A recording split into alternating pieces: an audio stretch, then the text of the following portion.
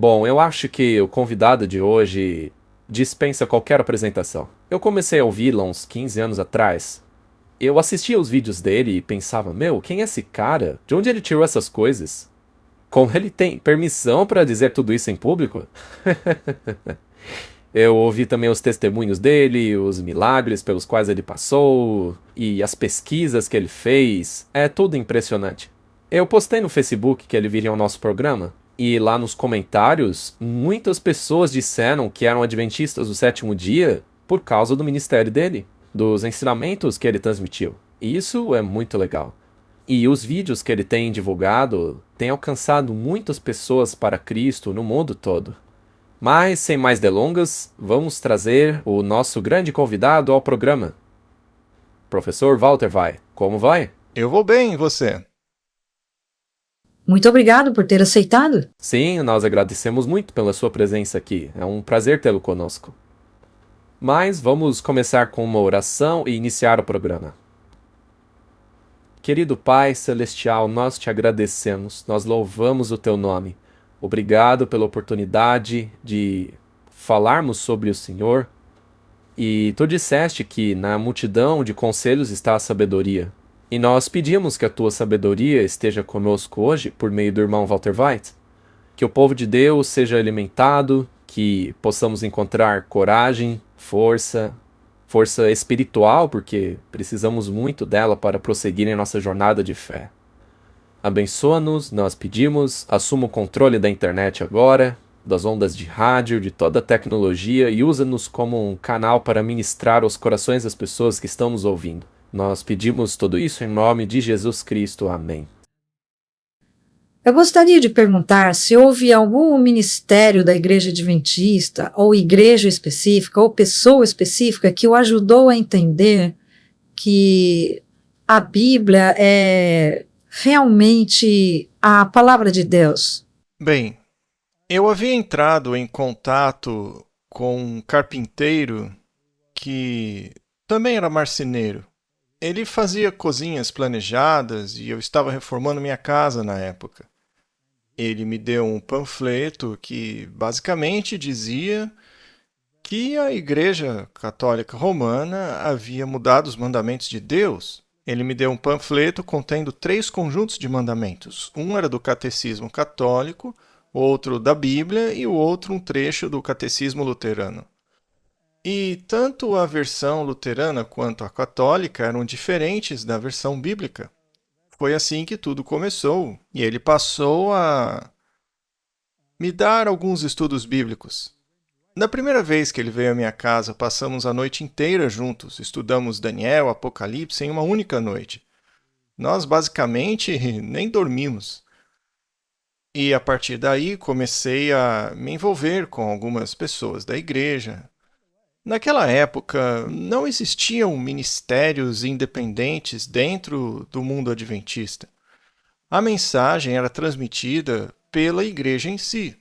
Mas as coisas meio que mudaram nos últimos tempos. Assim, os ministérios adventistas independentes começaram muito mais tarde, porque sentiam que talvez não se estivesse fazendo o suficiente para divulgar essa mensagem.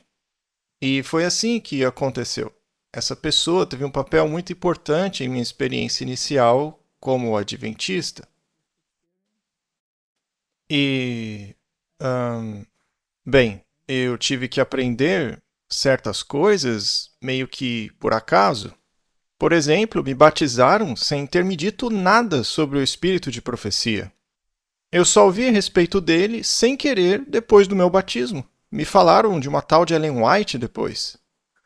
Por todo aquele tempo, ninguém havia me dado instrução sobre reforma de saúde ou qualquer coisa do tipo. Eu fui percebendo sozinho, eu fui notando que alguns deles eram estranhos, eles só comiam mato.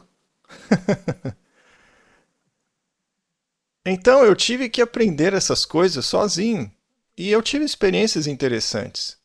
Certa vez eu estava em uma fazenda e lá minha esposa e eu acabamos nos convencendo de que não era certo bebermos álcool. E vejam, eu tinha uma adega enorme na minha casa, cheia de vinhos finos e coisas do tipo.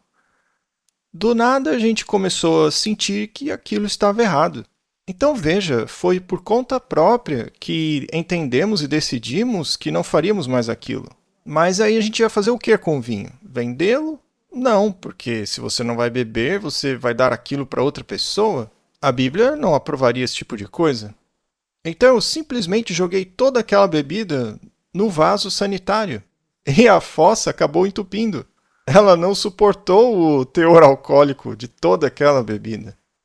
Então, foi assim que aconteceu. E foi a mesma coisa com relação à dieta carnívora, que era o meu costume. Certo dia, minha esposa e eu tivemos uma convicção sobre esse assunto. Aí alguém liga logo em seguida, me criticando por causa da minha nova igreja, falando mal de Ellen White, do espírito de profecia, que seus escritos eram estúpidos, mas eu nunca tinha ouvido falar dela. Aí eu perguntei à minha esposa, quem é essa mulher de quem todo mundo está falando? Quando eu ainda era ocultista, me deram alguns livros, mas eu nunca os havia lido. Eu estava muito ocupado. Aí eu finalmente fui a uma caixa com alguns livros que haviam me dado. E o primeiro livro que eu peguei se chamava O Desejado de Todas as Nações. E a minha esposa, para minha infelicidade naquela época, acabou pegando conselhos sobre regime alimentar. E isso causou muita confusão em minha casa naquela época. Eu posso imaginar. Qual a idade do seu filho durante essa transição? Meu filho caçula tinha cerca de 3 anos quando tudo isso aconteceu. Ah, então ele conseguiu seguir em frente sem entender o que estava acontecendo com a mãe e o pai. Nessa idade, eles são mais maleáveis com relação a isso, né? O mais velho tinha cerca de 12 anos e para ele foi mais complicado porque ele era muito dedicado aos esportes, na escola, então tinha muita coisa envolvida para ele. Então foi bastante complicado. A gente imagina. Pode ser muito desafiador quando temos filhos pequenos. Mas eu já ouvi dizer que no início você tinha um espírito argumentativo e observei ao longo do seu testemunho como Deus utilizou esse espírito argumentativo. Por exemplo, quando o padre saiu para fazer compras e isso não fez sentido para você. Então esse espírito argumentativo provavelmente foi usado de forma positiva, pois acabou sendo exatamente o que você precisava para, de fato, utilizar a sua mente para compreender o poder de Deus e a verdade sobre ele. Eu era, de fato, um cientista, e a ciência utiliza um método científico. Precisa existir uma causa e um efeito, tem que haver lógica.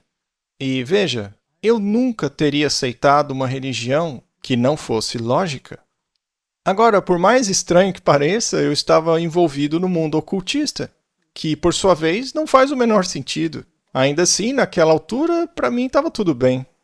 Mas eu fico muito feliz por ter encontrado uma religião que seja lógica, que defina claramente o porquê do mundo estar na situação caótica que está agora. Também define a origem dele e a solução de tudo isso. Essa é a única religião que faz isso. E a Bíblia explica tudo isso de forma impecável. Apresenta o problema e a solução para este problema. Mas, infelizmente, a maioria das pessoas não quer a solução. Bastante interessante. Irmão Faltervai, você também passou por uma experiência de conversão? Eu também notei a natureza do seu ministério e algumas coisas que você tem pregado. E eu queria saber, são quase 250 programas do E aí, Professor. É realmente incrível escutar esses programas. Mas eu não sei como você acha tempo para organizar tudo isso. Enfim, é outra história, né? Mas a série Ataque Total transformou a minha vida. E posso dizer o mesmo de alguns dos nossos espectadores. Poderia nos contar um pouco da história por trás dessa série? Como você começou isso? No bastidor você já contou um pouquinho sobre, mas explique melhor como você decidiu que leria todos aqueles livros e exporia todos os segredos deles para que as pessoas entendessem o que realmente está acontecendo por trás das coisas. Bom, por muitos anos eu estive envolvido no movimento da Nova Era e no ocultismo.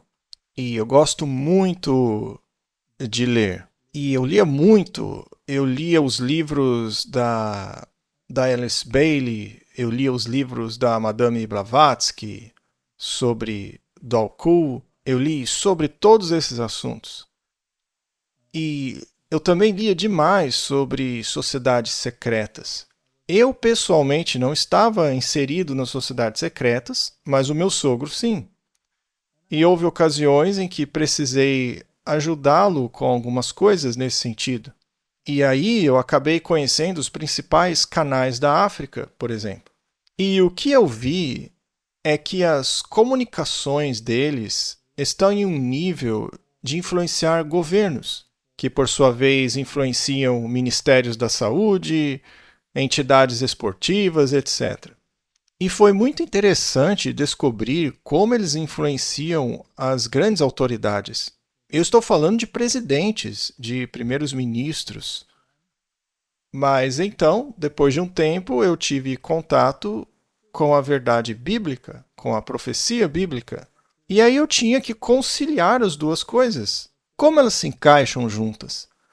Aí eu fiz um estudo aprofundado sobre isso e acabei passando por experiências impressionantes. Maçons de alta patente vieram até mim, também tive contato com pessoas de outras sociedades secretas, pessoas da polícia secreta também.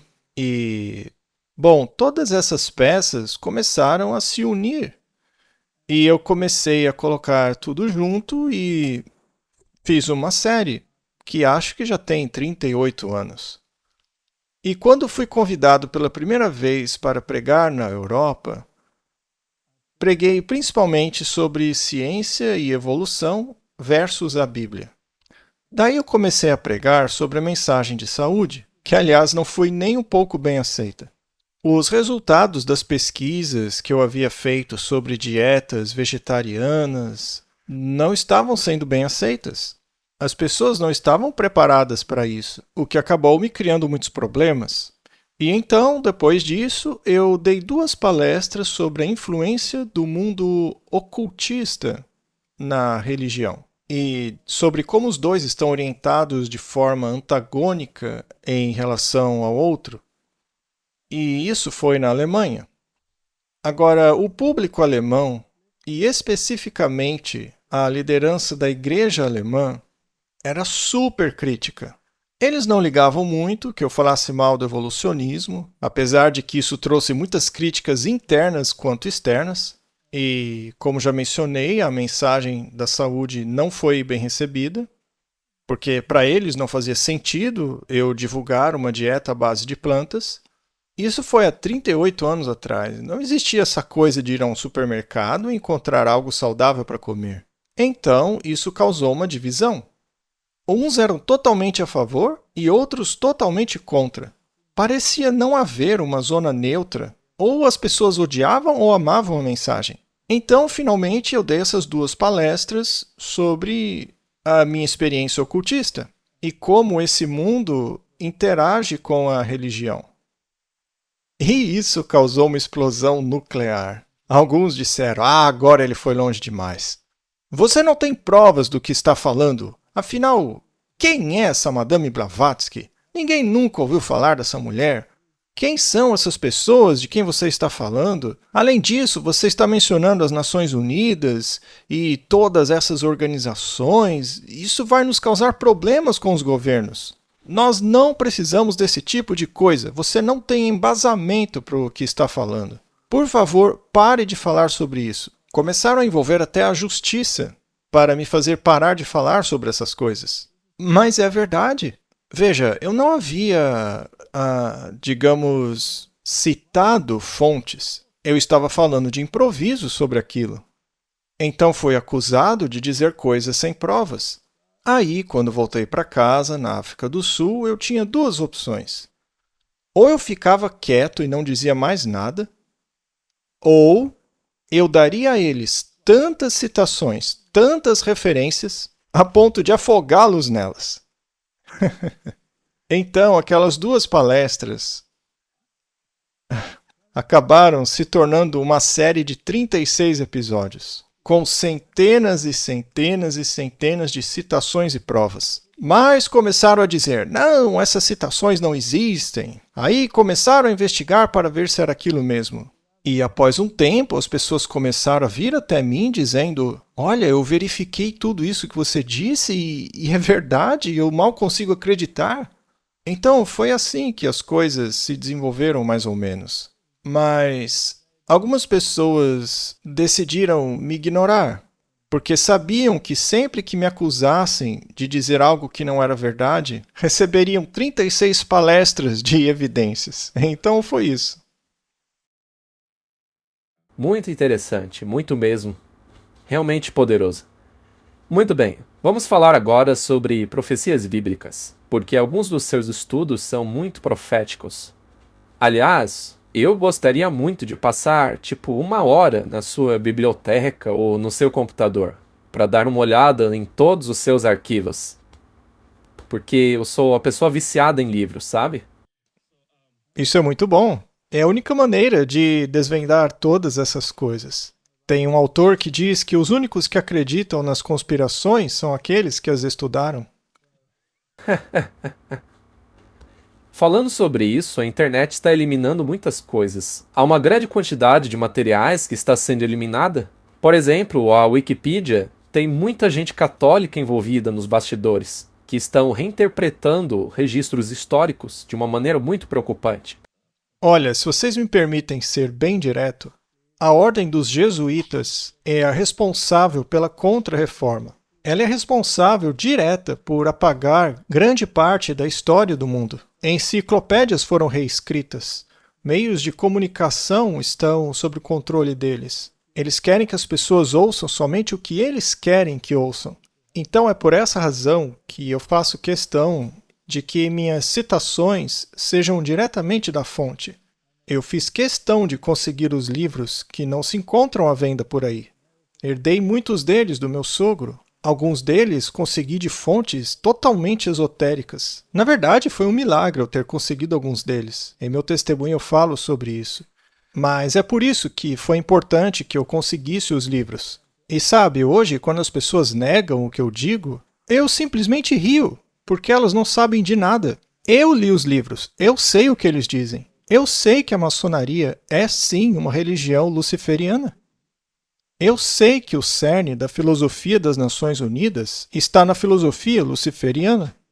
Sendo assim, não importa quantos cristãos estejam nessas organizações. Eles não têm o conhecimento dessas coisas porque não fazem parte desse círculo íntimo. Então, você só descobre essas coisas se gosta de ler muito, principalmente direto da fonte. Mas, dito isso, eu não recomendo ler esse tipo de coisa, porque você pode acabar sendo sugado por isso. A razão pela qual eu consegui estudar esse material é porque eu não estava lendo para descobrir o que ele dizia. Eu estava investigando para descobrir os seus erros para sair daquilo. Porque eu fazia parte daquilo e saí de lá. Eu não era um adventista curioso querendo ver o que o diabo está fazendo. Eu não recomendo isso para ninguém. Na verdade, fiquem longe disso. Com relação às citações que eu apresento, elas servem para corroborar um fato bíblico. Então, não se trata de despertar o interesse das pessoas pelos costumes luciferianos. Não, não. É para manter as pessoas cientes da armadilha e do perigo dessas organizações. Graças a Deus por esse conselho, porque eu sei que muitos adventistas se sentem atrasados e acham que têm que ler essas coisas para ter todo esse conhecimento. Mas o que você diria para aqueles que simplesmente querem se aproximar de Cristo, chegar perto de Deus? O que você aconselha a pessoas que têm esta intenção? Bem, Bíblia e Espírito de Profecia. Se você só tem esse material na sua biblioteca, você já é uma pessoa riquíssima em termos espirituais. Eu, particularmente, não gosto de ler coisas que filtram o que a Bíblia ou o Espírito de Profecia dizem, que filtram esse material por alguma terceira entidade ou mente teológica. Se quero saber o que Deus disse, eu quero uma tradução direta do que ele disse. Quero uma versão que não tenha sido filtrada por outra pessoa.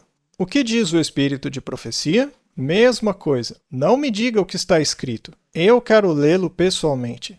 E é assim que eu gosto. Sabe o que dá vida à Bíblia para mim? É a tipologia. Se você estudar os tipos de pessoas da Bíblia, verá que é impossível não acreditar que Deus seja mesmo o autor daquele livro. Refiro-me às histórias tipológicas, à profundidade dos significados tipológicos, à oferta pelo pecado, o holocausto, a oferta de cereais, a história de Adão entrar num sono profundo e depois dele surgir Eva. Todas essas são tipologias do plano da salvação. E também são tipologias incrivelmente profundas, belíssimas, muito bem elaboradas, que se estendem por mais de 1500 anos sem uma contradição. Quando você começa a estudar isso, percebe que a Bíblia é um livro inspirador. Nenhum ser humano jamais poderia ter concebido algo dessa natureza. Então eu rio das pessoas que acham que a Bíblia foi montada por homens barbudos que se comportavam como homens das cavernas. Isso é ridículo. Após ler as cartas de Paulo, querer compará-las com algo escrito por homens das cavernas é algo ridículo. Aliás, veja nos filmes, por exemplo, como eles retratam João Batista, um doido barbudo gritando no deserto, pulando de túmulos e cavernas, coisa assim. É engraçado você dizer isso, porque eu tinha dito a mesma coisa pro meu marido. Eles parecem doidos mesmo. Pois é, eles não parecem pessoas normais. Pois é, são retratados como pessoas esquisitas. É isso mesmo. Eu estudei a Bíblia, eu estudei o Alcorão, estudei os escritos védicos, estudei os escritos esotéricos, e nenhum desses livros é como a Bíblia, que você possa ler 50.000 vezes e sente como se está lendo um livro novo a cada vez. Só a Bíblia é assim. Todos os outros você lê 1, 2 vezes e já entende tudo completamente. Mas a Bíblia é especial. Nela você encontra coisas novas, profundas, inacreditáveis. Tem histórias na Bíblia que aparentemente são bobas e a gente simplesmente ignora, né? Por exemplo, alguém perdeu um machado e disse: meu pai, perdi a cabeça do machado, o que eu faço? Era um objeto emprestado? Ah, jogue um graveto na água e ele flutuará. Ora, história boba, né? Quem acredita nisso? Mas a cabeça de um machado é um objeto morto. E uma vez que ele caiu nas profundezas das águas, ele estava perdido para sempre. Jesus fez citação dos Salmos, que dizem que as profundezas o cobriram. Quando você está nas profundezas, você está num estado completamente perdido. Então ali estava algo fisicamente morto, a cabeça de um machado sem vida, nas profundezas perdido para sempre. E para salvá-lo foi necessário um ramo. Quem é o ramo? O ramo é Cristo, que foi colocado na água para trazer à superfície algo que nem sequer tem vida em si mesmo. Então, um objeto vivo foi dado por um morto. E da mesma forma, nós temos uma vida emprestada em Cristo. Enfim, há muita profundidade nisso tudo. Quando se começa a estudar essas histórias, como a de Isaac, a madeira sendo colocada em suas costas e ele sendo levado para o alto da montanha, onde Cristo foi crucificado e um substituto aparece, e todo o plano de salvação é simbolizado ali naquele momento. Como é possível negar a inspiração divina da Bíblia? É inacreditável. Amém? A pergunta que eu havia guardado para o final é a respeito daquela jovem que você já mencionou em seu testemunho. Você encontrou depois? Acho que uns 20 ou 25 anos depois, para a grande surpresa dela, ela acabou descobrindo que aquele professor ateu e briguento dela acabou se tornando um crente. Ela então entrou em contato comigo. Ela era uma jovem adventista que havia se mudado para os Estados Unidos e casou-se com um pastor adventista de lá, mas ela entrou em contato comigo e eu pedi desculpas a ela pelas minhas atitudes. Você fez aquela jovem chorar, Walter. Qual o problema desses professores de hoje, hein? Mas você tem que entender que ela estava lidando com a ciência deste mundo. Você consegue imaginar alguém dizendo ao Dawkins ou ao Hawkins que a ciência que eles ensinam é patética? Como acham que reagiriam? E ainda diante de vários outros alunos que devem acreditar em tudo que você diz? E o futuro deles depende disso, porque eles devem regurgitar o que você ensina em uma prova. Como professor, você não pode tolerar esse tipo de dissidência em uma sala de aula. Veja, eu não estou me desculpando pela forma como agi com ela. Eu só estou explicando por que eu agi daquela forma naquele momento. Eu tive que me defender da intrusão de uma divindade. Sim, é verdade. Essa é a mentalidade, né? Muito bem. Hoje em dia estão ocorrendo muitos eventos proféticos. Eu gostaria de ouvir a sua opinião. Temos a guerra do Irã, temos coisas esotéricas acontecendo, como disse Alice Bailey. O que mesmo ela disse sobre a externalização da hierarquia? Ela disse que isso ocorreria a partir de um ano. Sim, 2025, disse ela. Pois é, ela menciona o ano 2025. Então estamos em 2026, será que a situação vai piorar? Mas quais são algumas coisas que você vê acontecendo por aí que mostram que não apenas estamos vivendo no tempo do fim, mas que mostram que os movimentos finais serão rápidos? Veja, quando você analisa os componentes básicos, não é tão complicado assim. Nós sabemos que uma entidade política irá impor a marca da besta. E essa entidade política, de acordo com todos os estudos que temos, é claramente os Estados Unidos da América, que surgiu no momento em que a profecia diz que surgiria. Ele se parece como um cordeiro, mas fala como um dragão. Essa entidade irá cumprir essa legislação religiosa que, durante décadas, pareceu algo improvável, mas agora já não é mais. Na verdade, é altamente provável, ainda mais considerando o pensamento religioso da nação atualmente. E com a turbulência dessa batalha entre essas duas mentalidades, do secularismo e da religião, fica bastante claro ao observarmos as figuras políticas, sejam elas do gabinete de Donald Trump ou em seu exército, que eles têm sim uma agenda. E essa agenda é impor a moralidade religiosa deles.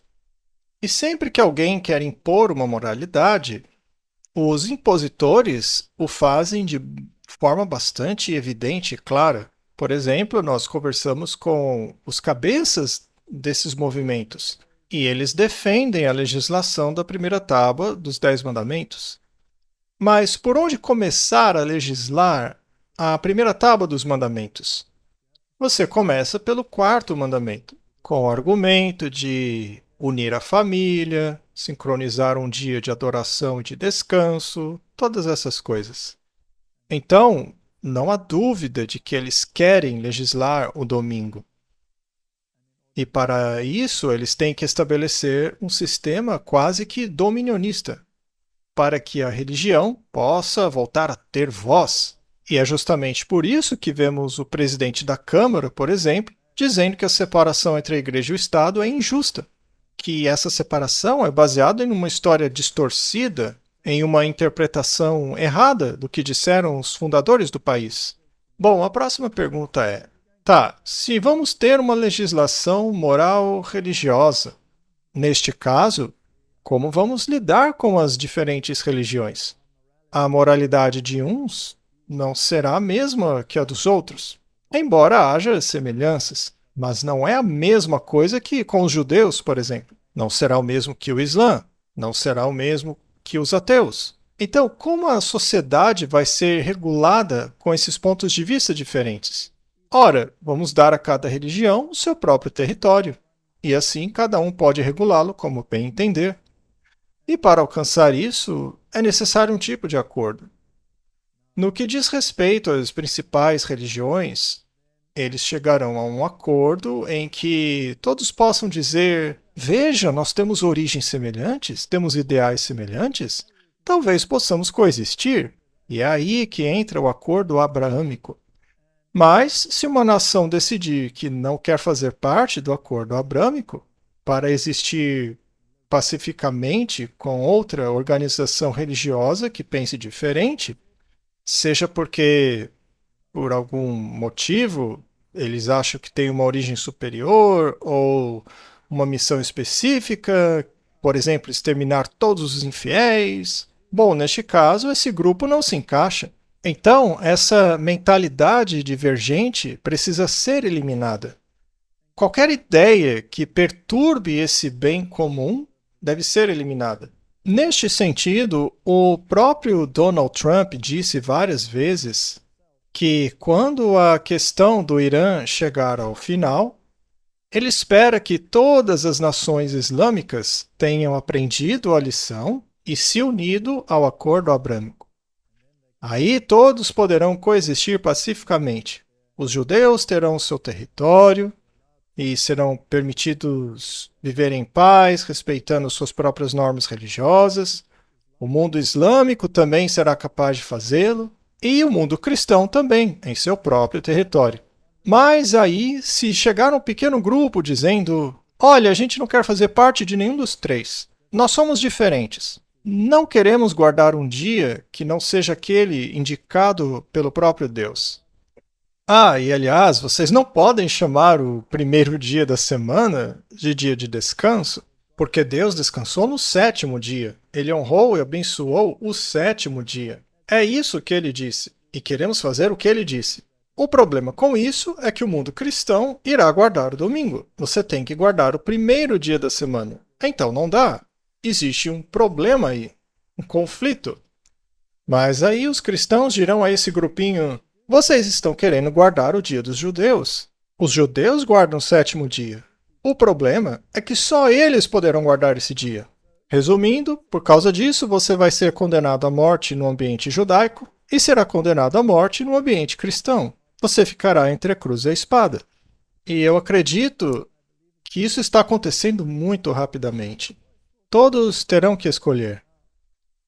Todos terão que escolher entre o selo de Deus e a marca da besta. Agora, o espírito de profecia afirma claramente que este conflito se desenrola no mundo cristão. Dentro do mundo cristão. Agora, outras religiões, como o Islã, por exemplo, guardam a sexta-feira, mas não é um dia de descanso. Nesse dia, eles só têm uma sessão de oração ao meio-dia. As lojas ficam abertas até esse horário, depois eles fecham por 1h30 ou coisa assim, e depois abrem de novo. Agora, o verdadeiro dia de descanso será no domingo, porque eles estarão alinhados com o resto do mundo. Por exemplo, os bancos não abrem nesse dia, etc. Então, eles estão alinhados com o primeiro dia de semana. Eu não acho que eles vão implicar com isso, por causa do bem das suas economias e tudo mais. Até mesmo os judeus, em prol de sua economia, manterão coisas funcionando. Os ortodoxos também terão os seus sábados, etc. Mas uma pessoa que deseja obedecer aos mandamentos de Deus e se apegar ao testemunho de Jesus vai se encontrar numa posição muito difícil. Veja como eles tratam as pessoas de mentalidade diferente. Elas são descartáveis para eles. Livre-se delas, mande-as para longe. Então, se você pretende ter uma mentalidade diferente, que vai contra o bem comum, é melhor você se preparar. Nós abordamos essa questão com os líderes desse movimento, e o que eles nos disseram é que era melhor que os adventistas começassem a guardar o domingo. É interessante porque eu estava assistindo a esse programa no qual você fez uma entrevista com o pastor Douglas Wilson, né? Sim, Douglas Wilson. E é muito interessante. Deixa eu ver se eu consigo acessá-la rapidamente aqui. Algumas das observações que ele fez sobre os adventistas são muito interessantes. Quando você perguntou se duas pessoas podem andar juntas sem estarem de acordo, veja o que ele respondeu. Mas nós somos uma organização cristã. E o que acontece quando duas organizações cristãs possuem diferenças entre si em termos de adoração a Deus? E neste caso, eu me refiro especificamente à questão do dia do sábado. Neste caso, se houver leis impostas pelo governo que criam um conflito entre o domingo e o sábado, as outras denominações cristãs dirão aos adventistas que estão mantendo uma tradição judaica. Só que o nosso argumento é de que não, isso vem do Gênesis, muito antes de existir qualquer judeu.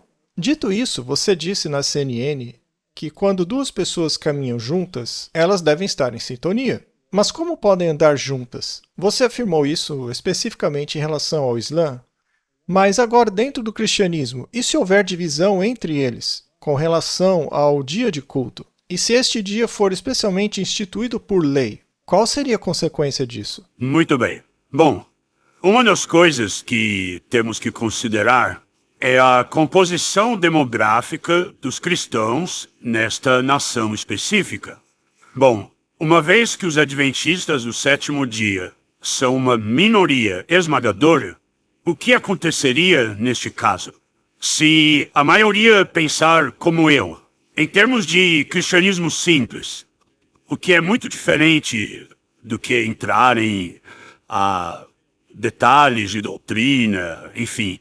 O que aconteceria é que todas as lojas fechariam aos domingos, mas os adventistas teriam permissão para fechar suas lojas aos sábados. Não haveria restrição alguma em relação a eles.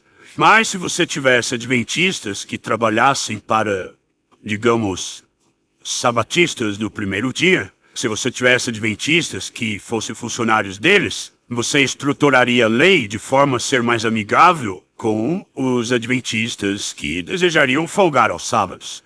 Basicamente, não há motivo para coagir ninguém, né? Porém, o que ia acabar acontecendo é que a maioria das lojas fecharia aos domingos, porque a maioria cristã observa o domingo, primeiro dia. Então, basicamente, neste cenário, haveria um alto grau de tolerância religiosa para diferentes denominações. Nestas circunstâncias. Você e eu sabemos onde isso vai dar, né? Eu gostaria de ouvir sua opinião, porque pelo menos é o que ele está dizendo. Mas a gente sabe que esse movimento não é composto apenas por ele. Além disso, historicamente falando, a coisa nunca funciona tranquila como ele pintou ali. Será que de fato haveria essa exceção dada aos adventistas que quisessem guardar o sábado? Será que isso não sairia totalmente do controle? A verdade é que não haverá essa exceção para os adventistas. Quem assistiu o programa sabe que ele disse adiante que, no fim das contas, o melhor é seguir a maioria, porque isso previne um monte de problemas. Quando existe um grupo querendo ir em outra direção, todo tipo de coisas ruins podem acontecer a eles.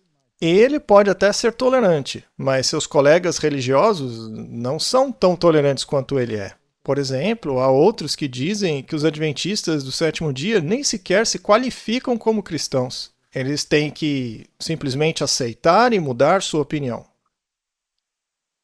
Então, a Bíblia me diz para onde as coisas vão. Isso levará à pressão econômica e depois a uma sentença de morte. Porque não seremos vistos como razoáveis. Seremos vistos como trabalhando contra o bem comum. Nós iremos contra o sistema de leis estabelecido por aquilo que a Bíblia chama de anticristo. Então é um problema muito sério. E eu sempre me surpreendo quando vejo, mesmo dentro da nossa própria igreja, pessoas dizendo que Roma mudou. E que, portanto, devemos abandonar essa nossa teologia ultrapassada, segundo eles, do chifre pequeno, e essa coisa de mudar os tempos e a lei, etc. Infelizmente, pessoas em altas posições de nossa igreja têm nutrido essa mentalidade. Acontece que eles vão levar um choque de realidade muito grande, porque Roma não muda. Tá verdade. É interessante que tem gente que realmente pense que Roma mudou. Isso é um grande erro. Eu publiquei um vídeo intitulado O Verdadeiro Espírito do Catolicismo Romano. Deixe-me mostrar aqui, porque parece mais ou menos com isso.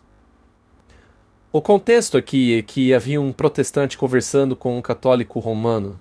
É o Ryan contra o Ben. O Ben é católico. Mas eu quero que você ouça um comentário que saiu da boca do católico. Isso me remete ao livro Grande Conflito e àquilo que aconteceu a vários reformadores protestantes na Idade Média. É como se aquele espírito católico estivesse a todo vapor.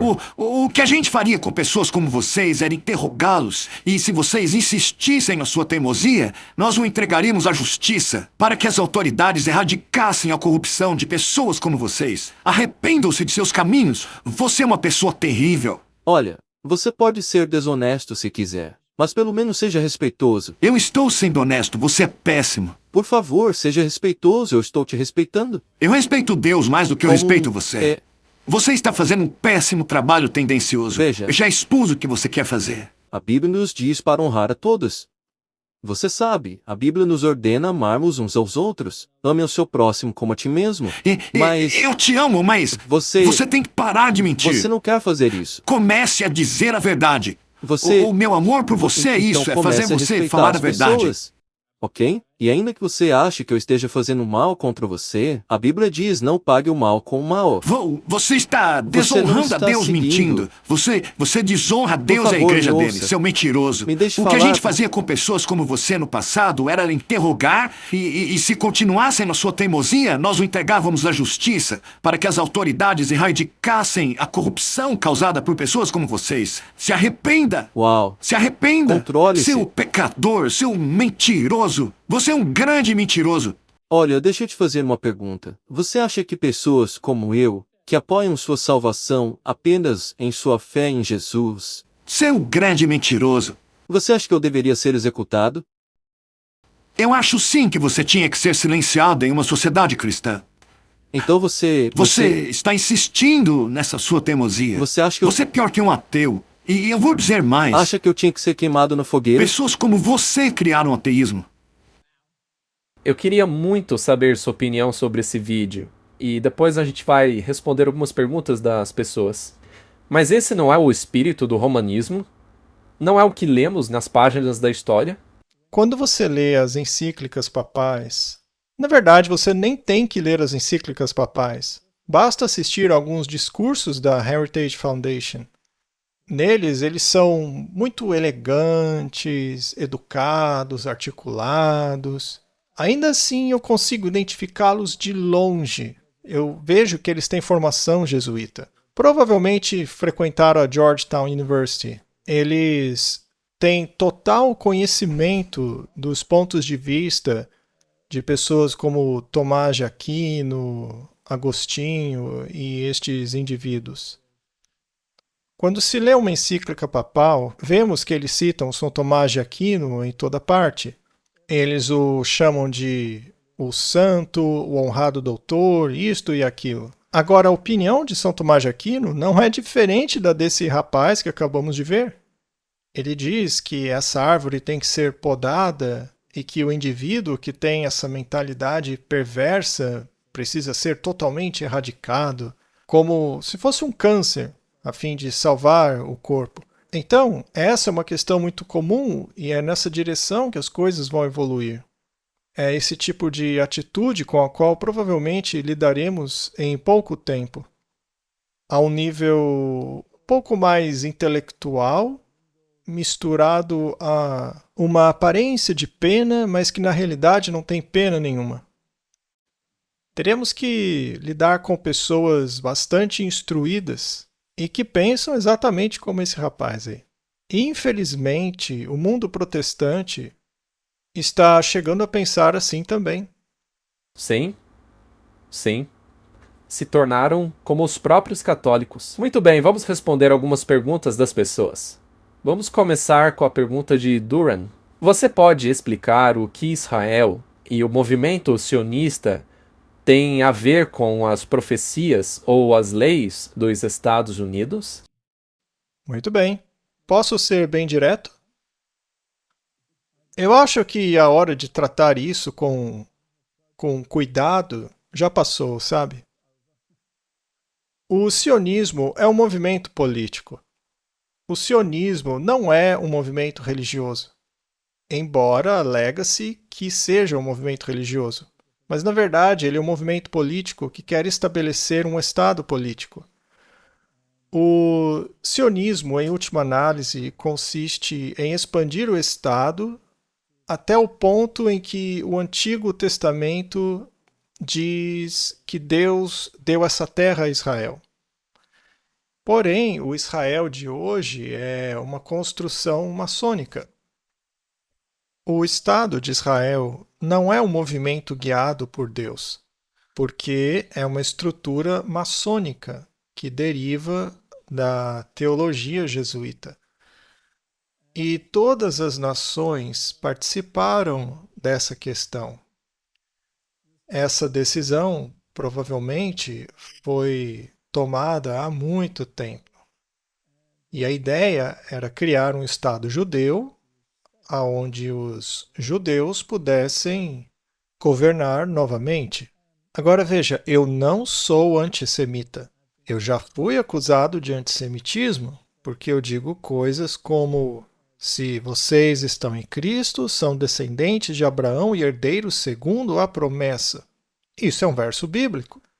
Além disso, eu cito o espírito de profecia, que diz que, como nação, eles foram para sempre abandonados por Deus, porque rejeitaram o Messias. Mas não como seres humanos. Como povo, eles têm as Escrituras à sua disposição. Eles possuem a riqueza do Antigo Testamento. Então, eles podem tomar a decisão de aceitar Cristo como seu Salvador pessoal.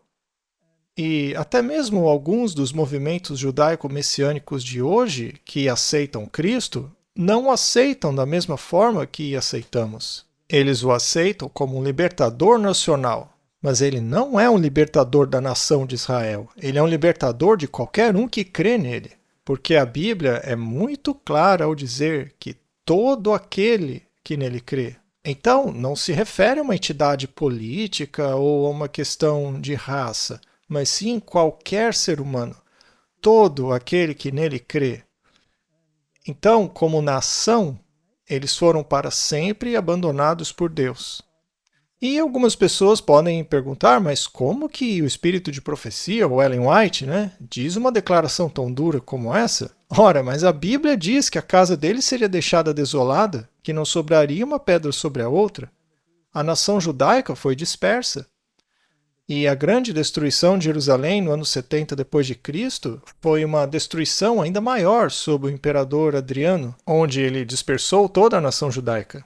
Aí ainda seguiu-se a história da ascensão do Islã, das cruzadas, que basicamente foram um movimento para exercer a superioridade cristã sobre a Terra Santa e em todas aquelas áreas consideradas sagradas. Mas a verdade é que só há um lugar santo, que é onde Cristo está presente, que é onde há um ou dois reunindo-se em seu nome. Então, não é necessária nenhuma peregrinação. Bom, aquelas terras são úteis em termos de arqueologia para validar algumas coisas que aconteceram nos tempos bíblicos, mas como nação, sim, eles foram abandonados por Deus. Toda a nação, toda essa questão do sionismo não é algo encontrado na Bíblia. Não existe na Bíblia um plano duplo, um para os cristãos e o outro para os judeus. Duas dispensações, como dizem por aí, ou duas noivas. Não, é uma noiva só. Ou você está em Cristo ou não está. Portanto, o sionismo é uma construção política impulsionada por ideias maçônicas. Ela serve para levar aqueles que rejeitaram Cristo como seu salvador pessoal a irem juntos em uma nação judaica onde possam restabelecer seu templo, onde nenhuma pedra deveria estar sobre a outra. Porque o templo que é construído é um templo espiritual, e todo aquele que aceita Cristo é enxertado neste templo como uma pedra viva. Pedro deixa isso bem claro. Vocês são pedras vivas que compõem uma casa espiritual. Esse é o templo de Deus que está sendo construído nesse momento. Então, construir de novo um templo de pedra é uma blasfêmia. É uma negação do que Cristo fez por nós. E é exatamente disso que trata esta situação. Também há os ortodoxos. Eu assisti a um vídeo no qual um membro do Sinédrio disse que preferia ir para Auschwitz ao invés de aceitar a Cristo. O que é uma pena, porque ao rejeitar a Cristo, ele está rejeitando a única proteção sob a qual ele pode se refugiar em tempos difíceis. Portanto, a nação judaica atual é uma construção política de uma sociedade secreta católica romana que, do ponto de vista bíblico, não tem valor algum. É um desvio da verdade. Eu estou sendo bem direto aqui. É assim que é. Muito bom, obrigado pela resposta. Sim, muito obrigada. Muito bem, vamos para a nossa próxima pergunta. Ela diz assim: eu serei salvo se guardar os 10 mandamentos, me arrepender, guardar o sábado do 7º dia e for cremado? Muito bem. Você não será salvo por guardar os 10 mandamentos. Mas ignorá-los também não vai te salvar. Então, a pergunta é: por que guardar os 10 mandamentos? Você guarda porque ama Deus. Porque Ele te resgatou do estado em que você estava e te convenceu de que os princípios desta lei são a maneira mais lógica de fazer uma sociedade na qual o pecado jamais volte a se manifestar. Eu guardo os 10 mandamentos porque Cristo me convenceu de que este é o tipo de governo sob o qual eu quero me submeter. Seria maravilhoso se eu nunca precisasse colocar um cadeado no meu carro ou na minha porta, ou num lugar em que minha esposa ou qualquer mulher pudesse andar tranquilamente, sem medo de lugares escuros, sem medo de que qualquer pessoa possa me matar. Uma sociedade em que os filhos honram os pais, uma sociedade que honra os primeiros 4 mandamentos que dizem respeito a Deus. Que sociedade maravilhosa seria essa? Eu adoraria fazer parte desta sociedade, uma sociedade regida pelas leis dos 10 mandamentos. Então, eu repito, esta é a sociedade na qual eu gostaria de viver. Uma sociedade presidida por um rei, cujo nome é Jesus. Este é o único rei ao qual eu honraria, porque eu sei que ele me ama e ele não quer me coagir e forçar a nada. É por isso que eu guardo os 10 mandamentos. Não porque eles me abrem uma porta para o céu, não. Eu os aceito porque eles são a lei do governo de Deus, que para mim faz todo sentido. Bom, com relação a ser cremado, né? Há pessoas que têm medo de serem cremadas, achando que Deus não as poderá encontrá-la em lugar nenhum após sua morte. Mas isso é uma mentalidade católica. Vamos pegar o Wycliffe, a estrela da manhã da Reforma. Ele morreu de morte natural, embora fosse verdade que quisessem queimá-lo na fogueira, né? Mas aí no Concílio de Constância, quando eles finalmente se livraram de um de seus estudantes, Jan Hus, eles decidiram queimar Hus na fogueira, por causa das suas heresias, já que elas provinham dos escritos de Wycliffe.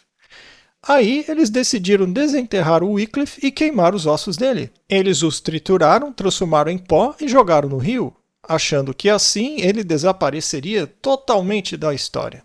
Na verdade, eles achavam que qualquer herege queimado na fogueira se perderia para sempre, uma vez que ele viraria cinzas.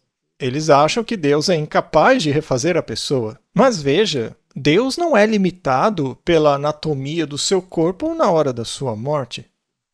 Aliás, a cada 8 anos, mais ou menos, todas as moléculas que constituem o seu corpo já foram substituídas. Então, quais moléculas Deus vai usar para reconstruir seu corpo? Aquelas que você tinha quando jovem ou quando velho? Uma vez que elas já foram mudadas umas 8 ou 10 vezes. Não. Deus não depende de sua anatomia física, de sua composição física para reconstruí-lo. Ele não é limitado por uma coisa pequena dessas. Deus tem você no disco rígido dele. Deus sabe a sua personalidade, o seu modo de pensar. Ele sabe tudo sobre você. E, aliás, o novo corpo que Deus vai te dar nem se compara com o que nós temos agora, que, aliás, é bastante lamentável. Eu, na verdade, mal posso esperar para que Deus me dê um novo corpo. Amém? Deus é capaz de te dar um novo corpo simplesmente proferindo uma palavra. Mas a sua pessoa, quem você é, isso não será perdido. Seu caráter, aquilo que fundamenta sua fé, suas crenças, isso será mantido e continuará sendo você. Amém. Isso foi lindo. Muito obrigado. Muito bem, temos mais uma pergunta aqui. Você pode me falar algo sobre o Espírito Santo? Tenho tido dificuldades com as doutrinas da Trindade desde que um amigo muito próximo me mostrou textos que sugerem que... Acho que ele escreveu errado. Que o Espírito Santo não é Deus. Eu não quero pecar rejeitando nossa doutrina sobre este assunto. Deixa eu ver o resto da pergunta aqui. Mas as informações que ele me mostrou são bastante confiáveis. Comente também sobre o que dizia o certificado de batismo antes e o que diz agora. Muito bem. James, eu me lembro que você fez um programa com o pastor Randy Skitt sobre a Trindade. E nele você disse que não iria mais falar sobre esse assunto. Você já falou o que pensa, aí as pessoas aceitem ou não. É isso mesmo? Não foi o que aconteceu naquele programa específico? Sim. Muito bem. Por acaso o Espírito Santo é mencionado no capítulo 1 de Gênesis? Com certeza? O Espírito de Deus pairava sobre a água, certo? O Espírito Santo foi mencionado no batismo de Jesus? Ouviu-se uma voz vinda do céu, que era do Pai, não é? Aí Jesus, o Filho, saiu da água e o Espírito Santo desceu sobre Jesus, certo? Então, os três estavam ali. Jesus disse: aconselho-te que compres de mim ouro refinado no fogo, vestes brancas e colírio. Essa não é a mensagem para Laodiceia? Sim. O ouro representa o caráter da divindade, que é personificada no Pai. A veste branca é personificada em Cristo. E quanto ao colírio, que abre a nossa mente para a compreensão das coisas, não é esse o trabalho do Espírito Santo? A Bíblia é repleta de coisas belíssimas como essas. O Espírito Santo nos convence do pecado, da justiça e do juízo. Além disso, ele testifica de Cristo. Se eu testemunho a favor de alguém, eu não sou essa pessoa, eu sou um representante dela. Eu não apresento Cristo, eu represento. Sou apenas uma voz clamando no deserto. Quanto à divindade destas três entidades, se você fizer um estudo bíblico sério, você verá que todos os três se qualificam para o nome Jeová. Eu não quero entrar na doutrina da Trindade agora, porque você vai acabar recebendo 1 milhão de e-mails dizendo que somos malucos e coisa desse tipo. Mas, se você quiser ser consistente e dizer que só existe um Deus e que este é o Pai, neste caso, os outros dois têm que ser gerados ou criados de alguma forma.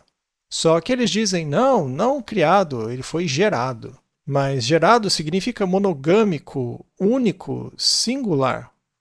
Aquele em quem habitava corporalmente toda a plenitude da divindade. Nele residia a vida, não emprestada, não derivada. O que isso significa? Se considerarmos a doutrina católica, nela Cristo foi gerado, e o Santo Espírito foi trazido à existência pelo sopro. Portanto, são secundários. Mas não, os outros dois estavam lá desde o início. Jesus disse, antes de Abraão existir, eu sou. Eu entrego a minha vida e a tomo de volta, e ninguém a tira de mim. Quando você lê lá em João capítulo 1, é dito, nele estava a vida. E Ellen White diz que nele havia vida não emprestada, não derivada, e que a sua vida era a luz do mundo, e a luz resplandeceu nas trevas. A escuridão não a compreendeu. Esse é um dos versículos mais tristes da Bíblia. Mas sabe de uma coisa? Eu estou no mesmo ponto que você. Eu acredito nisso. Se as pessoas não quiserem acreditar, fiquem à vontade. Mas eu creio dessa forma. Para mim, o que eu acredito é que o Espírito Santo é tão Deus quanto é Jesus Cristo, assim também como é o Pai. Os três são um em propósito. A palavra usada ali em Gênesis, no capítulo 1, indica pluralidade. Elohim criou. Elohim não é singular, é plural. Façamos o homem à nossa imagem. Ora, com quem ele estava falando? Um rabino judeu disse que ele estava falando com os anjos, mas espera aí, os anjos não podem criar. Então não faria sentido ele dizer façamos o homem. Ele não estava falando com criaturas ali, mas com o Filho. E o Filho proferiu as palavras e tudo foi criado. Por intermédio dele foram criadas todas as coisas. Sem ele, nada do que foi feito se fez. Ora, quão mais claro as pessoas querem que isso seja? Nele habitava corporalmente toda a plenitude da divindade. Sabe, eu concordo com você, James. Eu não quero mais falar desse assunto. A Bíblia é clara. As pessoas acreditem no que quiserem. Se quiserem acreditar na versão católica, que Jesus é criado, o Espírito Santo é criado, então que acreditem. Eu acredito que nele havia vida não derivada. É por isso que ele deu e a tomou de volta. E é por isso que eu creio que a voz dele me ressuscitará. Amém, amém, muito bom. Isso é muito impactante. Sabe, quando você fala, é possível ver que a palavra está enraizada em seu espírito, na sua alma. É simplesmente a sua nova natureza. O poder de Deus reside verdadeiramente em você, na forma como você articula aquilo que Deus deu a você. Eu acho que isso é algo que todos nós podemos levar em consideração, nos incentivar a estudar a palavra de Deus para que também tenhamos um conhecimento tão profundo. Muito obrigado, é muito gentil da sua parte. Agora veja, há duas coisas que me incomodam muito. A primeira é quando querem rebaixar a posição de Jesus, e a segunda é quando alguém quer se fazer igual a ele. Essas duas coisas me incomodam muito. Louvado seja Deus, temos que estudar, temos que orar pedindo o ensino do Espírito Santo. Porque vamos ouvir tantas pessoas tentando nos convencer de que a palavra de Deus não é verdadeira, tentando provocar-nos, nos fazer duvidar da autoridade da palavra de Deus. É por isso que temos que manter firmes as nossas crenças estudando a Bíblia. Não há outra maneira de nos aprofundarmos na verdade. É verdade, nem só de pão viverá o homem, mas de toda palavra que sai da boca de Deus. É por isso que eu gosto de uma tradução que me dê as palavras exatas do que Jesus disse, ou do que inspirou o Espírito Santo às pessoas que as escreveram.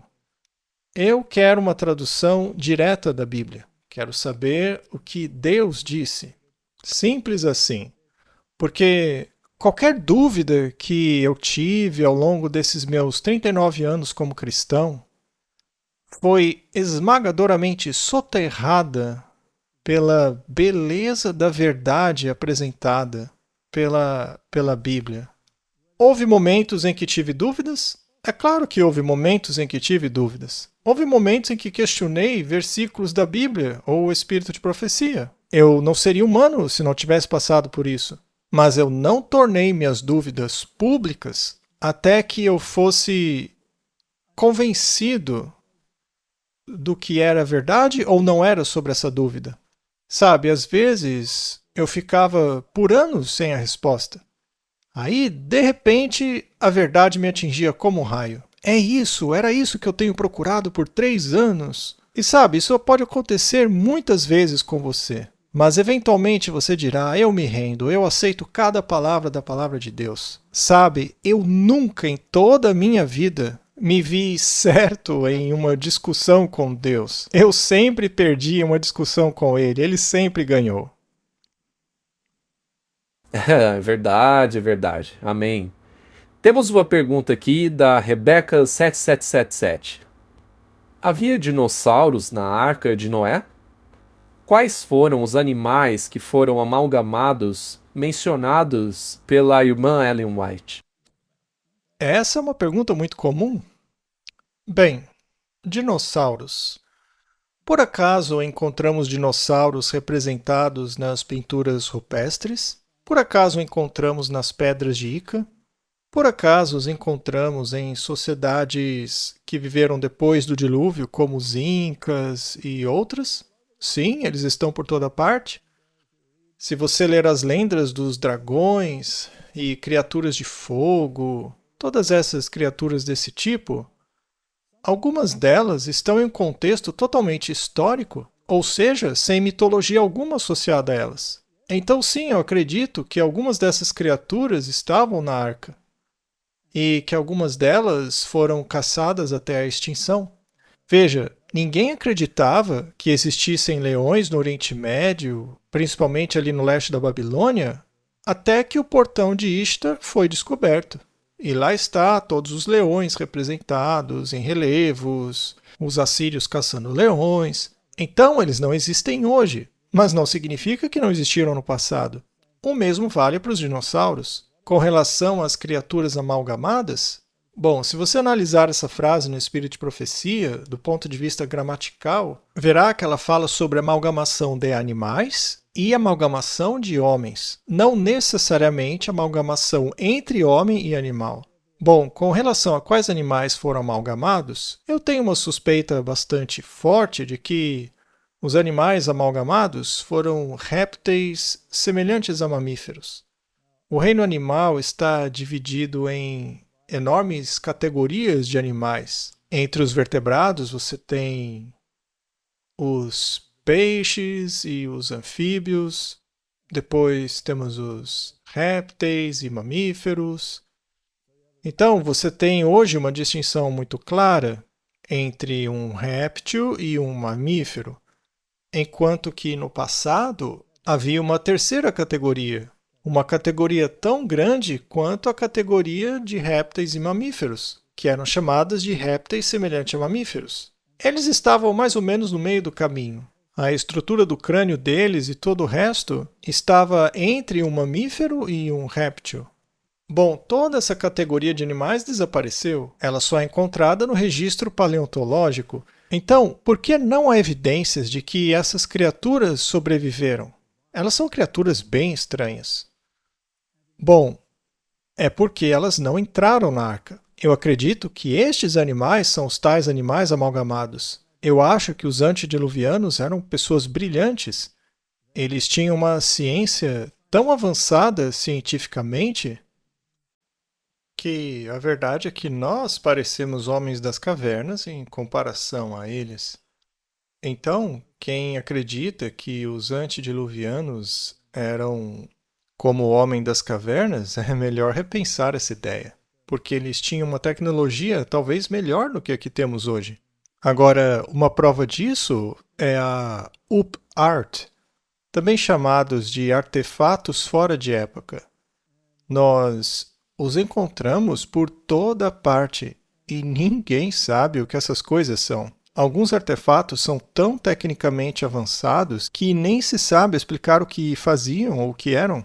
Então, os antediluvianos eram muito avançados e provavelmente possuíam tecnologia genética, assim como nós temos. Bom, mas onde está a evidência dos antediluvianos? Bom, o que diz Atlântida, que eles desapareceram sob o oceano. Onde estão as maiores evidências do dilúvio? Sob o Oceano Pacífico. É lá que você encontra os maiores canyons, as maiores evidências de uma catástrofe aquática. Então, provavelmente estamos abastecendo nossos carros com eles. Provavelmente fazem parte dos campos de petróleo e matéria orgânica que estamos extraindo da Terra. Então, sim, os antediluvianos eram uma raça muito avançada. Eu li muito sobre alguns desses assuntos e a arqueologia oculta por trás destas coisas. É realmente algo muito avançado. Então, com certeza houve essa amalgamação. E é provável que também misturaram animais com humanos. Afinal, nós conseguimos fazer isso hoje. Nós inserimos genes humanos em tomates. Se nós conseguimos fazer isso, com certeza fazemos o contrário. E, segundo o espírito de profecia, uma das razões pelas quais Deus trouxe a inundação do dilúvio foi justamente os experimentos que eles realizavam. E se você considerar o quão fundo nós estamos descendo nesse poço, então não há razão para que Deus não destrua esse mundo também num futuro próximo. Foi uma resposta longa, desculpe. De forma alguma, muito obrigada. Nós agradecemos muito que você compartilhe isso conosco. Nossa próxima pergunta, e nós estamos de olho no tempo aqui, diz o seguinte, vamos ver. Ouvi dizer que não nos é permitido usar perucas ou trançar o cabelo, mas eu tenho alopécia, o que afeta minha confiança como mulher. Serei expulsa do paraíso por usar peruca? É uma pergunta bem pessoal, né? Sim, uma pergunta bem pessoal, mas eu sinto muito pelo problema dela. Bom, vamos lá. A Bíblia diz que as mulheres de Sião eram soberbas. Então a questão é, por que você está fazendo algo? Por que aquelas mulheres faziam aquilo? Bom, a minha hipótese favorita é de que algumas daquelas mulheres israelitas rebolavam. Eu fico imaginando o jeito de caminhar daquelas senhoras, meio que mexendo o bumbum de um jeito específico, né? Junto com o tilintar dos adereços delas. Isso é soberba. Não tem nada que ver com a situação da qual você está falando. Sem contar que algumas pessoas têm cabelos naturalmente cacheados. Ora, elas serão excluídas do paraíso. Então, é uma questão do que está no coração da pessoa. Essa é a verdadeira questão. Se você tem uma condição específica ou se por algum motivo você tem algum problema de saúde, tratamentos como quimioterapia ou coisas assim podem causar perda de cabelo. Então é perfeitamente normal que você queira repor aquilo que perdeu. Isso seria natural, contanto que isso não te torne uma pessoa arrogante ou soberba a ponto de te fazer sentir superior aos outros. Então, o que importa é o que está no coração. Então, a minha sugestão é: vista-se com elegância. Não exagere nas tendências da moda, mas também não fique tão atrasada em relação a ela a ponto de parecer uma tola. Use o seu bom senso. Seja modesta e tenha um coração aberto para entender aquilo que é certo e o que é errado. Então, a questão que você mencionou certamente não a excluirá do céu. Muito obrigado. Agradeço a sua sensibilidade ao responder essa pergunta. Muita gente tem perguntas como essa sobre enfeites, adornos, etc. Pergunta. O Islã se baseia na primeira das duas testemunhas mencionadas na Bíblia? Eu suponho que seja Apocalipse 11, né? Quem são as duas testemunhas? Elas são as olivas, é o óleo extraído da azeitona.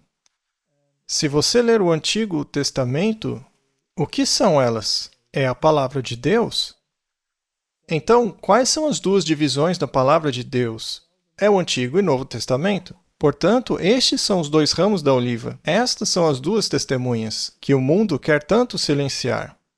Elas têm que ser silenciadas porque expõem a hipocrisia e a distorção da verdade. Expõe as falsas teologias daqueles que a praticam. Estes são os dois ramos de oliveira. Agora eu pergunto, o Islã se baseia no testemunho das duas testemunhas? Bom, o Islã se baseia na antítese das duas testemunhas. E a maior antítese defendida pelo Islã é negar a expiação de Jesus Cristo, dizer que ele nunca morreu por você. Quanto ao cristianismo, os protestantes acreditam que a salvação vem do sangue do Cordeiro, do fato de Cristo ter morrido por nós e levado sobre si os nossos pecados.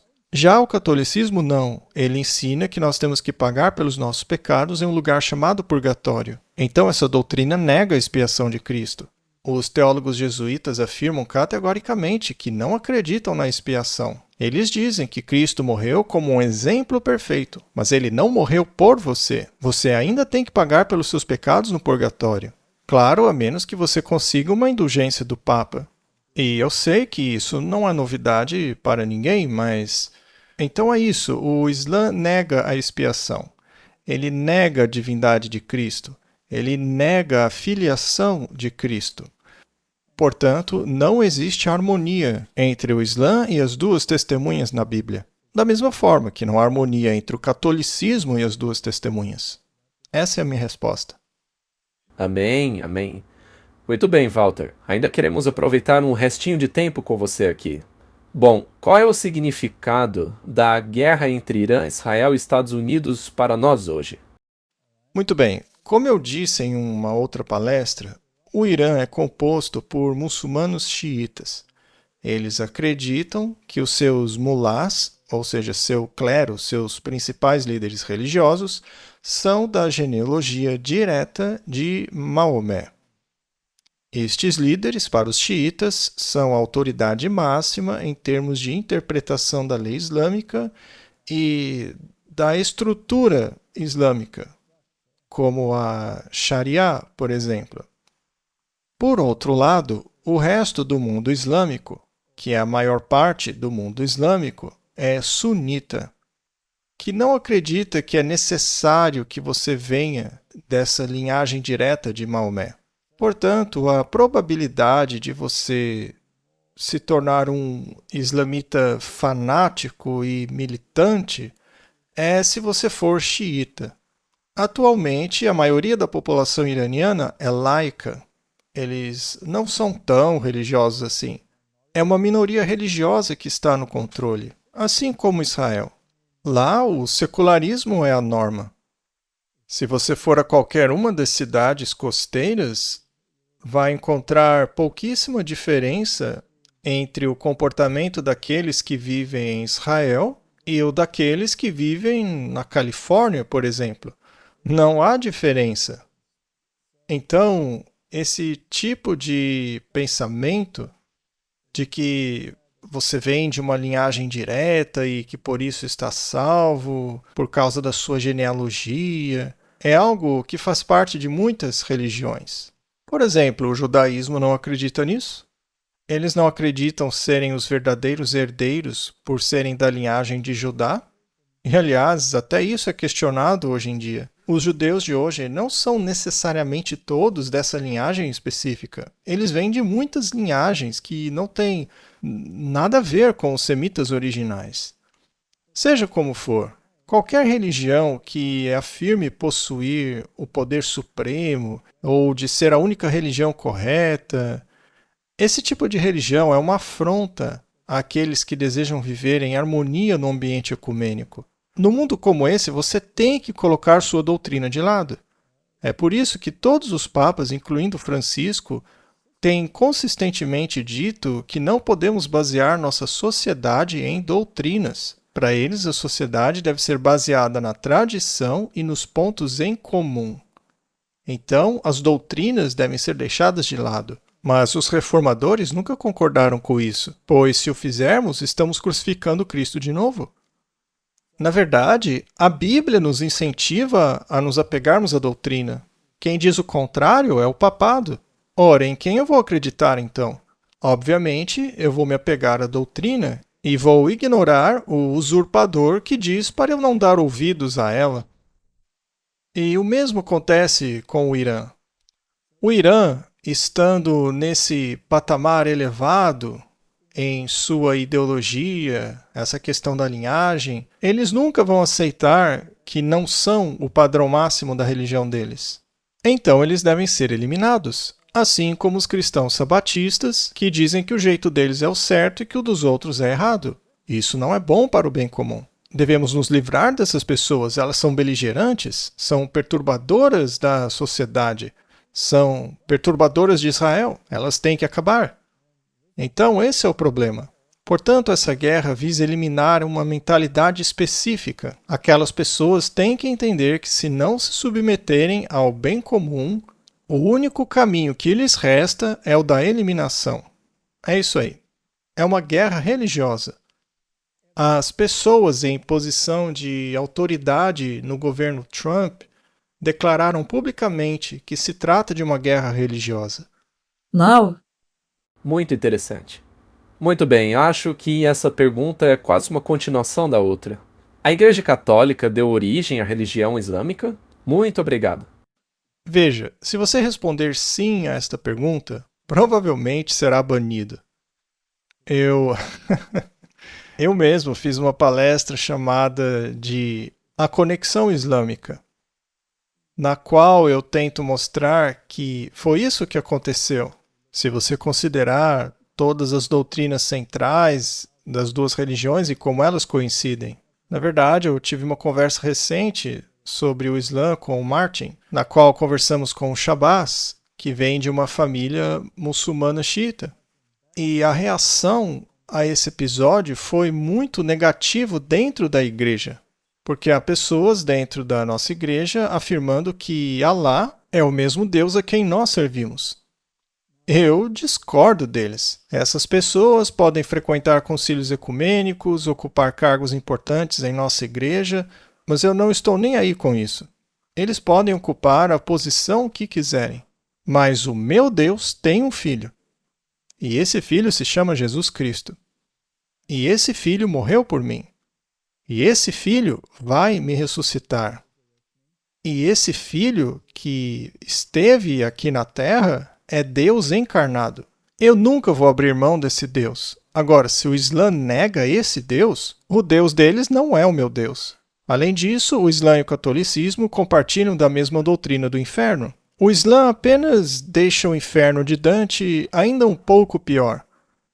Nele há um anjo que te arrasta sobre brasas ardentes e te joga no inferno, queimando sua pele todos os dias para que você sinta dor, e na manhã seguinte ele te dá uma nova pele para queimá-la de novo, e te dá uma bebida para queimar suas entranhas, e ele te dá novas entranhas para queimá-las de novo. Que tipo de Deus é esse?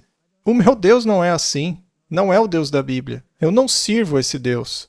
Então Alá não é o meu Deus. Se eles querem adorar esse Deus, o problema não é meu. Eles podem adorar o Deus que quiserem, mas eu os convidaria a descobrirem quem é o meu Deus, aquele que amou o mundo e deu o seu Filho unigênito para que todo aquele que nele crê não pereça.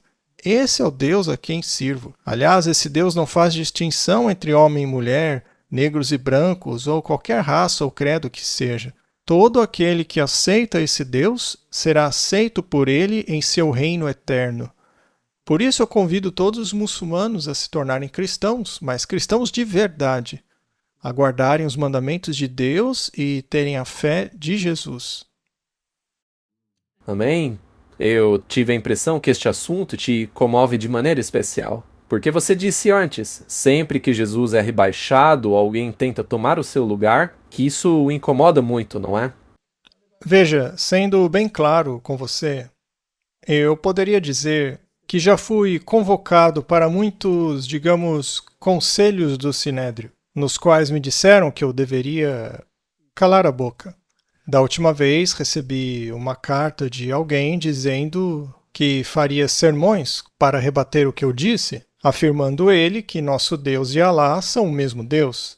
Então, há pessoas dentro de nossa liderança que acreditam dessa forma. Mas veja, isso não torna toda a liderança apóstata, porque há muitos que não acreditam assim. É que eles não se manifestam muito a respeito. Agora, quanto àqueles que querem acreditar que o meu Deus e Alá são o mesmo Deus, bem, não serei eu a impedi-los. Mas eles certamente não vão me convencer disso, porque eu sei muito bem o que a Bíblia ensina, e eu me manterei firme nesta convicção. Mas se isso me custar de vez em quando levar umas broncas, bem que assim seja. Os comentários estão bombando de gente dizendo amém depois dessa sua resposta. Muito bem. Eu não sei quanto tempo... Em quanto mais encrenca você quer me colocar, hein? Quer mesmo continuar? Olha, Walter, você pode se meter em quanta encrenca quiser neste programa, ok? Eu vejo o que diz descaradamente heterodoxo. Bom, você pode interpretar como quiser, Walter. Muito bem. Vamos lá, vamos continuar. Amém, amém. Bom, tem havido muita discussão sobre isso, acho que é uma boa pergunta, veja. Alguns dizem que o selo de Deus é o Espírito Santo e não o sábado. Poderíamos dizer que o selo de Deus é o selo da verdade? O selo de Deus é estar tão firmado na verdade que você não pode ser abalado. Com relação à verdade, há apenas 3 definições dela. A primeira é Jesus. Jesus é o caminho, a verdade e a vida. A segunda é a tua palavra é a verdade.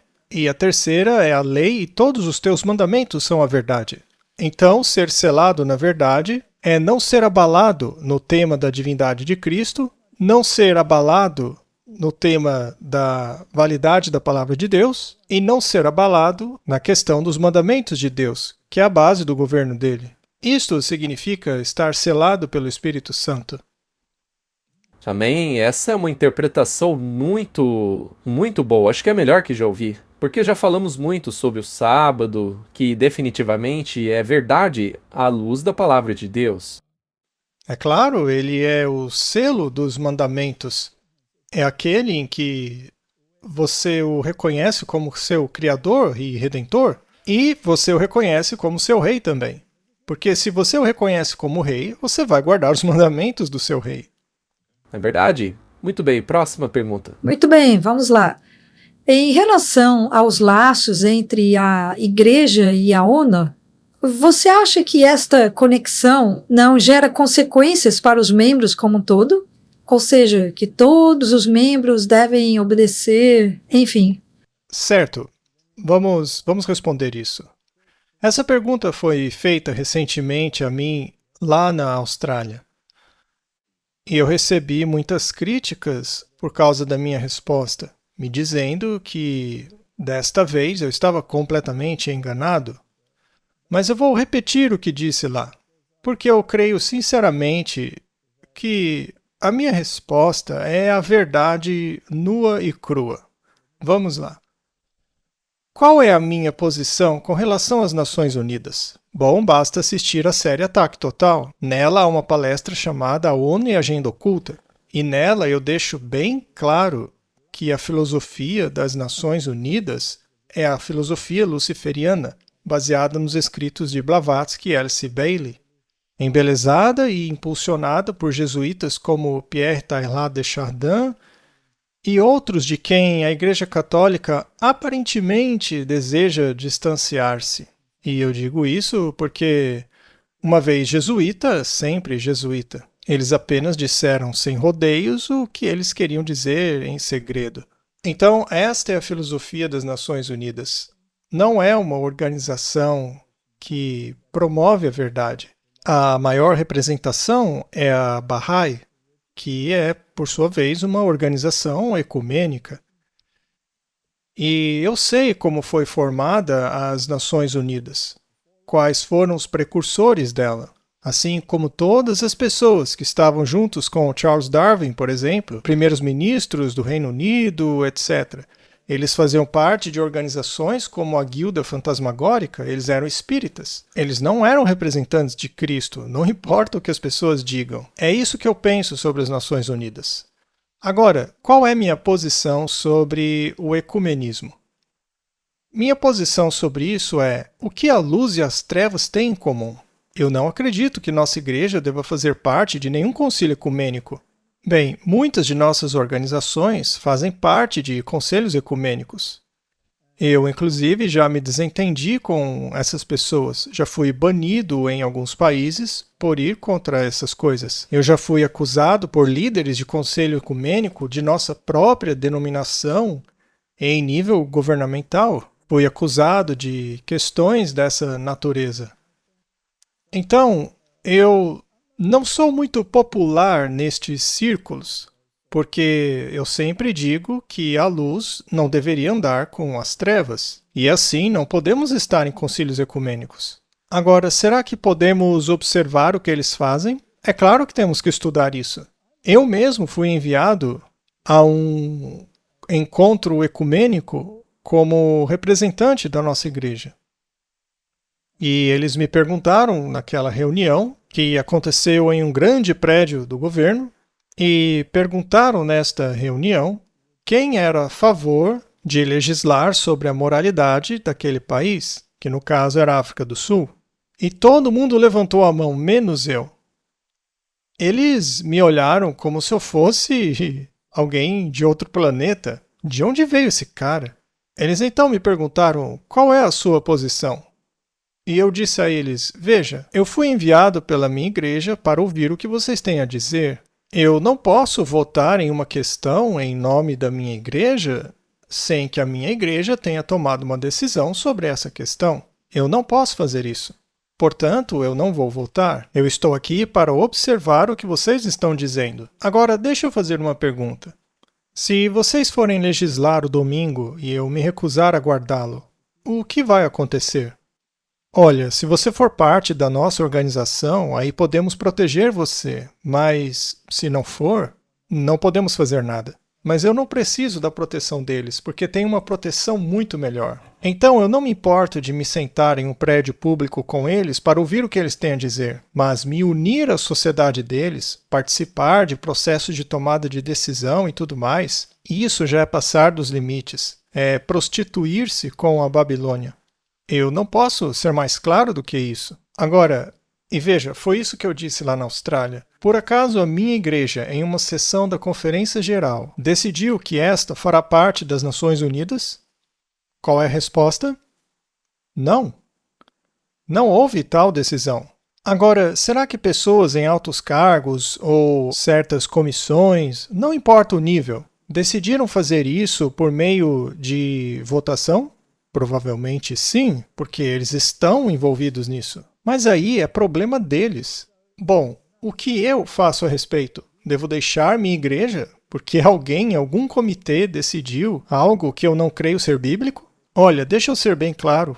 Houve decisões tomadas por comissões durante a Covid que não eram interesse do povo de Deus. E por causa disso vou deixar a minha igreja porque um comitê decidiu isso? Eu não vou sair da minha igreja porque eu sei que haverá uma sacudidura nela. E quem vai fazer essa sacudidura não sou eu. É o testemunho direto que vai causar essa sacudidura. Entendam que é Jesus quem vai cuspi-los de sua boca. Ele vai colocar para fora quem não deve estar aqui. E o Espírito de Profecia deixa isso bem claro, dizendo que, se for necessário haver um ajuste na liderança, Deus se encarregará disso.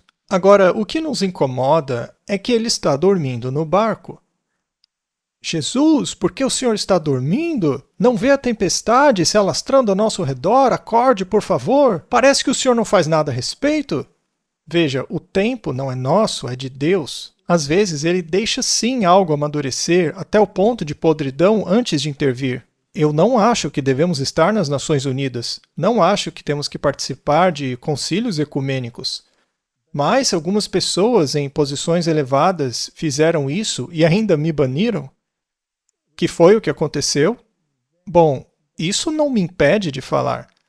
Eu estava em um país da Europa e o presidente me ligou perguntando: o que você está fazendo? Você não sabe que está banido aqui? Eu respondi: eu estou banido de entrar em igrejas, não de falar em auditórios públicos. Sobre o que você vai falar? Ora, se quiser saber, venha e escute. Você não pode me impedir de falar em um auditório. Então, este é o caso. Deus fará os ajustes. Deus cuidará disso.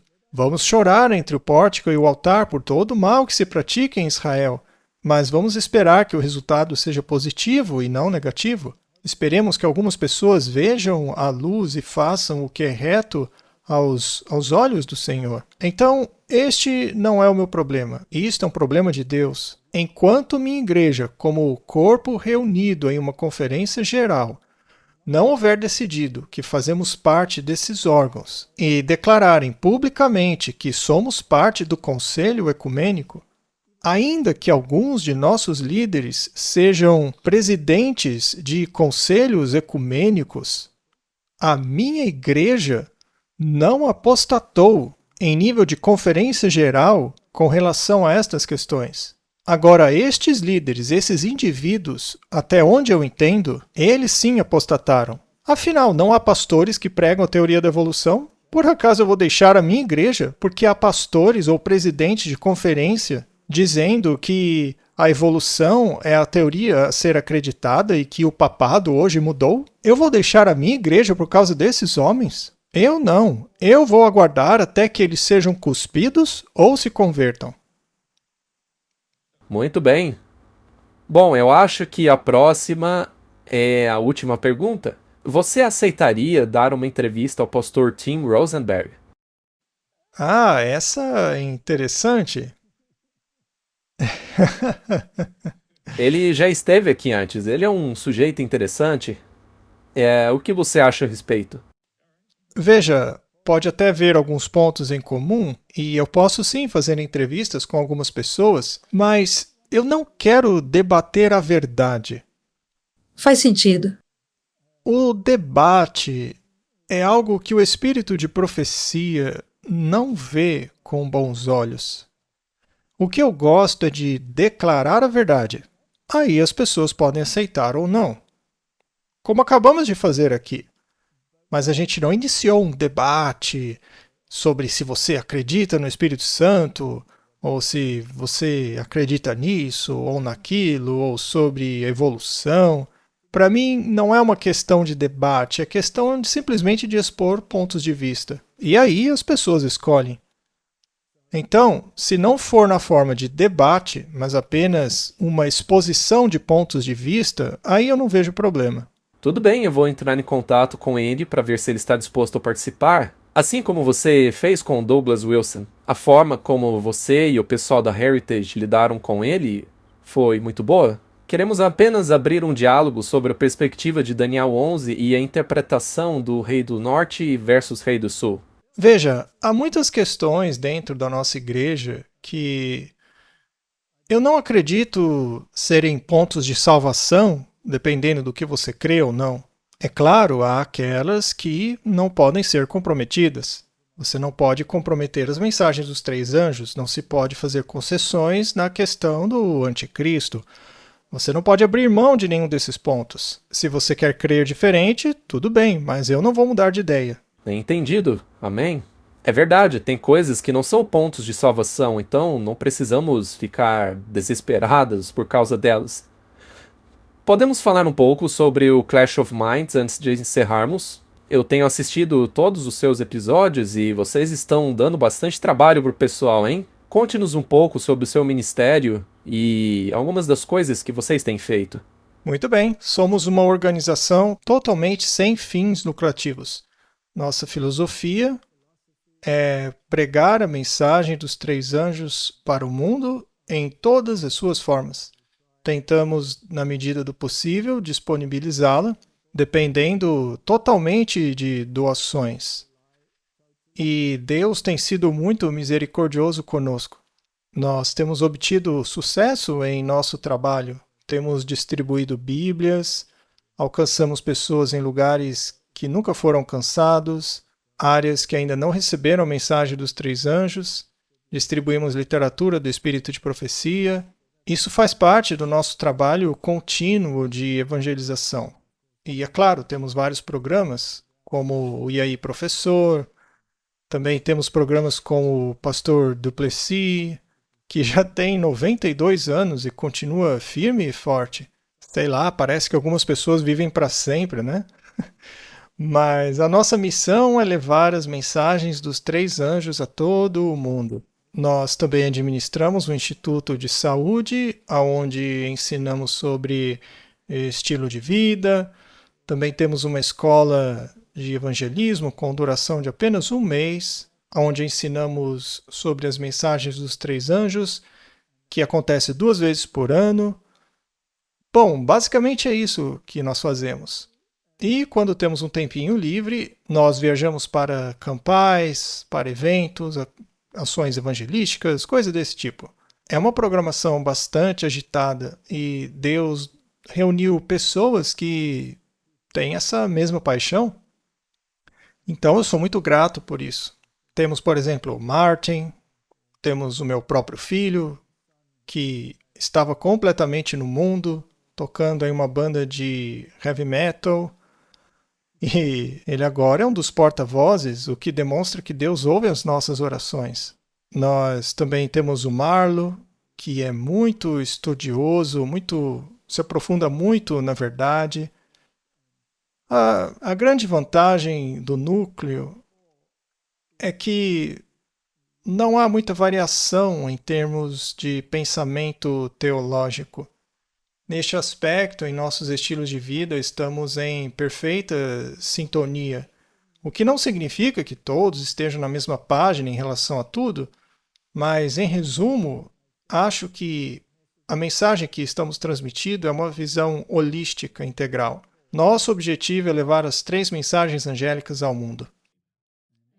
Professor Walter, eu gostaria de pedir que você fizesse a última oração. Eu tenho certeza que todas as pessoas que estão nos assistindo pela internet gostaríamos muito que o senhor encerrasse o nosso estudo com uma oração. Querido Pai Celestial, quero te agradecer pelos ministérios como o Advent Media Connect, pelo James, pela Andrea e todos os que têm em seus corações a urgência de levar a mensagem final de alerta a esse mundo que está morrendo. É um grande privilégio servi-lo, e nem sempre é fácil. Os ventos costumam ser fortes, a água jorra pela lateral do barco, e às vezes nos perguntamos se o Senhor está dormindo. Mas o mais bonito dessa história é que, de repente, eles já estavam do outro lado. O Senhor sempre sabe o que faz. O Senhor pode nos tirar de situações, pode nos deixar nelas, mas em todas elas há grandes lições a serem aprendidas. Eu oro para que nós as internalizemos. E quem somos nós para acharmos que não temos que aprender mais lições? Por que deveríamos ser eximidos do aprimoramento e do processo de cinzelamento que ocorre na pedra? Por isso, eu oro por esses ministérios, oro pelas pessoas envolvidas, oro para que o Senhor as endireite, as coloque no esquadro, para que se encaixe perfeitamente em seu templo. O templo que o Senhor está construindo e que vai permanecer para sempre como um monumento do seu sacrifício. Obrigado, Senhor, por nos fazer participantes do seu grande plano. E que a história desta terra chegue ao fim o mais breve possível. Em nome de Jesus. Amém. Amém. Muito obrigado, Dr. Walter.